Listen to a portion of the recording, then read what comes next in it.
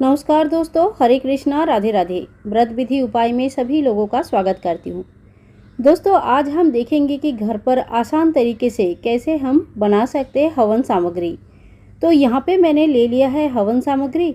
अब एक एक करके आपको सभी हवन सामग्री का परिमाण बोलते हैं। हवन के द्वारा भगवान को डायरेक्ट भोग चढ़ता है, इसीलिए हवन सामग्री घर पर अगर विशुद्ध तरीके से बनाते हैं तो सबसे अच्छा होता है। और इसमें जो भी सामान आप लाएंगे पहले धो के सुखा के फिर बनाएं, क्योंकि हवन सामग्री में कोई भी कीड़ा मकोड़ा या कोई भी अशुद्धि, कोई दूसरी चीज़, मिलावटी ऐसी चीज़ें नहीं जानी चाहिए। इससे आपको हवन का पूर्ण फल प्राप्त नहीं होती है। तो चलिए देख लेते हैं आज हमारे हवन सामग्री में हमने क्या क्या लिया है। तो यहाँ पे देखिए, मैंने काला तिल लिया है और काला तिल आपको लेनी है। अगर ये आप कम मात्रा में या ज़्यादा मात्रा में बना सकते हैं, खाली रेशियो जो कितना परिमाण आपको लेनी है वो ध्यान रखना चाहिए। तो अगर आप 1 कटोरा काला तिल लेते हैं तो सिर्फ आधा कटोरा आपको लेना है चावल। और अगर आप 4 चम्मच लेते हैं काला तिल तो आपको 2 चम्मच चावल लेना है। चावल बिल्कुल बिना टूटा हुआ होना चाहिए, यानी कि जिसको अक्षत कहते हैं। चावल में किसी भी प्रकार का अगर कोई अशुद्धि है, मिलावटी है, तो उस चीज़ों को पहले ही आप छान के अलग कर ले। धो के सुखा लेना सबसे अच्छा होता है। तो ये देखिए, यहाँ पे मैंने अक्षत जो बिना टूटा हुआ चावल है वो ले लिया है। अब आप जितना चावल लेंगे उसके आधा आपको गेहूं लेनी है। यानी कि अगर 4 चम्मच आपने काला तिल लिया, 2 चम्मच चावल लिया, तो 1 चम्मच आपको लेनी है गेहूं। गेहूं सुख और समृद्धि की प्रतीक होती है और माता लक्ष्मी की बहुत प्रिय होते हैं, इसीलिए आपको गेहूं लेना चाहिए। जितना गेहूं लेंगे उतना ही परिमाण में आपको जौ लेना है। इसके बाद हमने गुड़ लिया है। गुड़ जितना तिल है उतने ही हिसाब से आपको गुड़ लेनी है। तो इतने सारे सामान हमने देख लिया। अब ये जो है ये सर्वौषधि मिलती है या तो फिर जो हवन सामग्री भी मिलते हैं। मुझे साइकिल का हवन सामग्री अच्छा लगता है, आप वो यूज़ कर सकते हैं। हवन सामग्री में 9 प्रकार का काष्ठ यूज़ होता है जो नवग्रह के लिए होता है।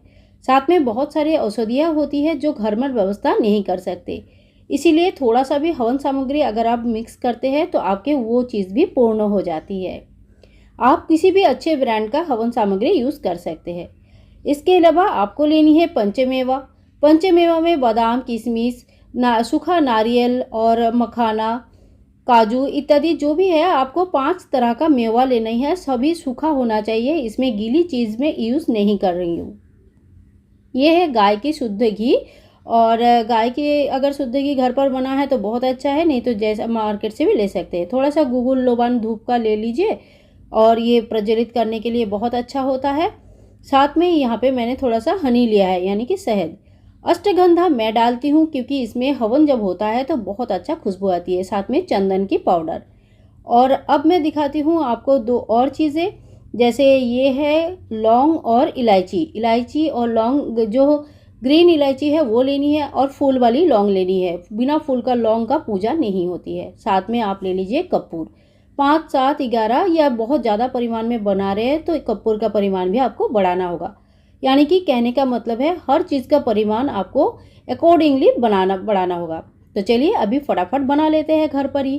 तो ये है हमारा काला तिल। इसके ऊपर मैंने डाल दिया चावल और चावल के ऊपर अभी मैंने यहाँ पे डाल दिया थोड़ा सा गेहूँ, थोड़ा सा जौ और इसके ऊपर अभी हम डालेंगे गुड़। गुड़ को थोड़ा सा कूट लीजिए ताकि वो अच्छे से मिक्स हो जाए।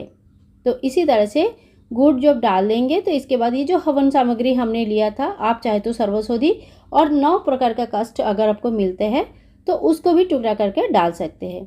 अभी पंचमेवा हम डालेंगे और इसी तरह से आपको हर चीज़ जो जो दिखाया मैंने, लौंग डाल देंगे, वो सारी चीज़ें मिक्स करनी होगी। थोड़ा सा कपूर डाल दिया हमने।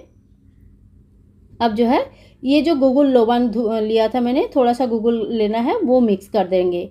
गुगुल को कहीं कहीं धुना कहा जाता है, कहीं गुगुल, कहीं लोबान कहा जाता है। तो आपको ही यहाँ पे जो भी कहते हैं आप उस हिसाब से ले लीजिए। 1 चम्मच मैंने अष्टगंधा मिलाया है और 1 चम्मच मैं यहाँ पे चंदन मिलाऊंगी। इससे जब हवन होगा तो बहुत अच्छा खुशबू आएगी। अब ये सारे सामान मिक्स होने के बाद हमें इसमें मिलाना है थोड़ा सा शहद। देखिए ये जो शहद लिया है ये थोड़ा सा आप मिक्स कर ले। और अगर 1 दिन के ही आपको हवन करना है तो उस हिसाब से थोड़ी सी हवन सामग्री बनाएं, और अगर 9 दिन का पूरा हवन करनी है तो उस हिसाब से हवन सामग्री बनाएं। लास्ट में मैंने घी ऐड किया और अब इनको सभी को अच्छी तरह से मैं मिक्स कर दूंगी। अच्छी तरह से मिक्स करें और एक बात ध्यान रखें कि जब भी आप मिक्स करें तभी आपको पता चल जाएगा कि किस तरह से हवन होता है। तो देखिए ये जो ये ऐसे जैसे मैं दिखा रही हूँ ना 2 उंगली में, इसी तरह से हमें हवन सामग्री थोड़ा थोड़ा लेके हवन में डालनी होती है। भगवान को जैसे हम भोग चढ़ा रहे बहुत ही भक्ति और श्रद्धा के साथ।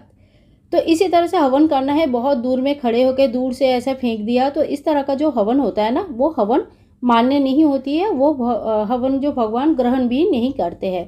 तो आपको बहुत ही प्यार से हवन करनी चाहिए।